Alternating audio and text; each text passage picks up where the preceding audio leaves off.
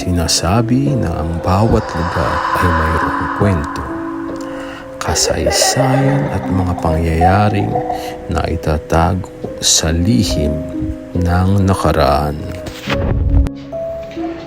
At ang isang lugar na katulad ng Manila Hotel na naitatag mahigit 100 taon na ang nakalipas ay natitiyak na maraming kasaysayan, kwento at lihim na itinatago.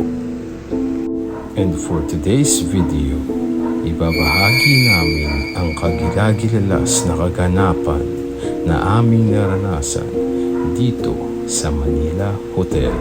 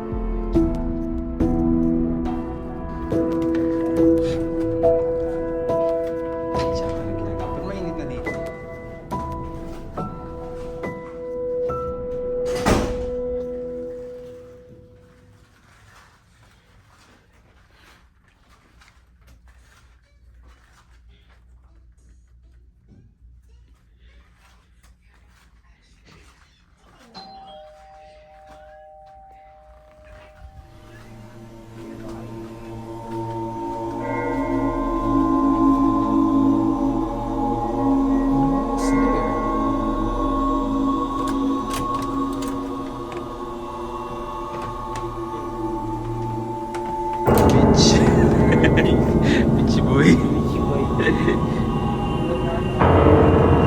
Saan napunta, Boss Dave? Ganda ng puro mo. Kaya Force 1 kang madumi ah.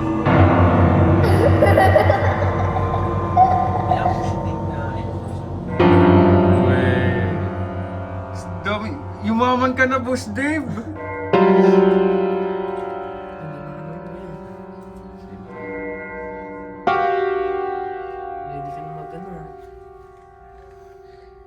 Kanta ka nga, Boss Dave. Saka mo lang. Kanta ka? Yung...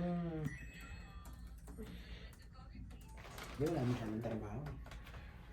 Naliligo pa daw si Kuya eh. Kaya tagal na maligo ni Kuya. Ba't mainit na dito? Giniginaw ka, Chang? Ha? Bakit mainit dito? Giniginaw ka, Chang? Walang aircon oo eh. Walang aircon? Hindi kami nag-aircon, hindi pa sa... Ang saya nga dito eh. Oo. Sobrang saya, nag-enjoy ako sa stage. Okay lang, kasama mo naman si Chang, tsaka yung isang spirit.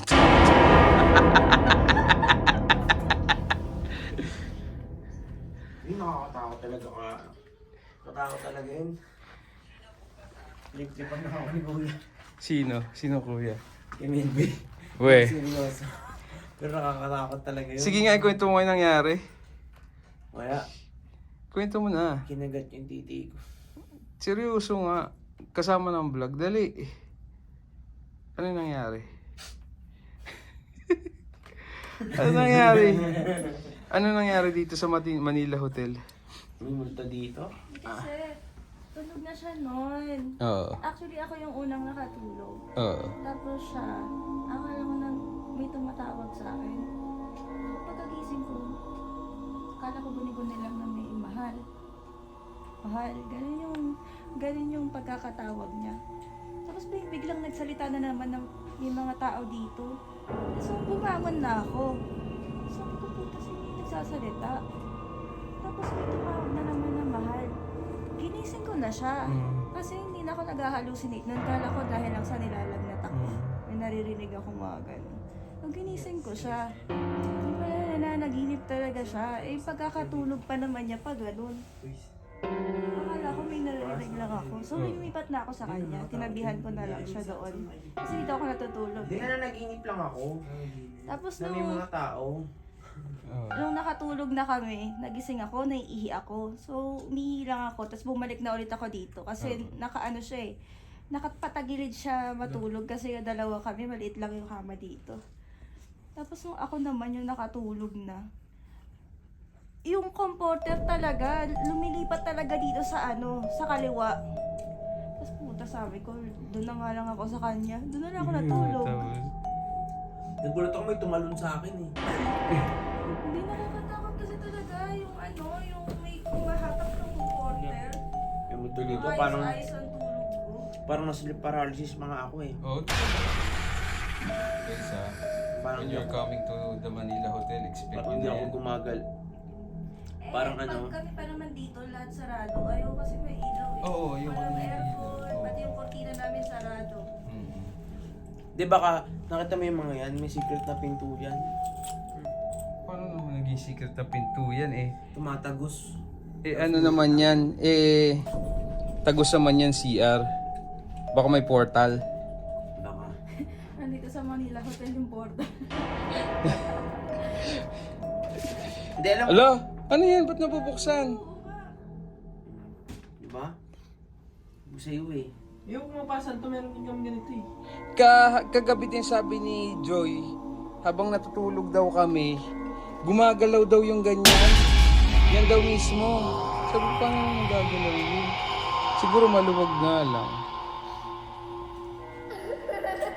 Ako alam ko nung naginig. Parang naginig lang ako. Pero ang nag-ano, Amy, yung sino nagsabi na may mga tao dito, si Joshua. Hello. I mean, Creepy pa rin yun kasi biglang may magsasabi na may mga tao dito. Kaya nga, tapos yung parang naiisip ko na guli-guli ka lang yung may nagsasabi ng mahal. Oo. Mahal. Oo.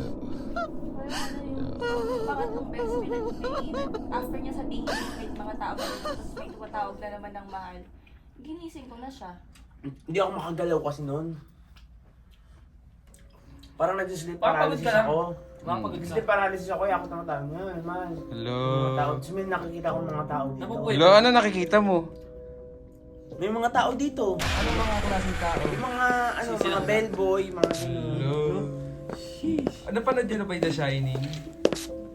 Hello, kinikilabutan ako yung The Shining, naalala ko. Bago ka talaga.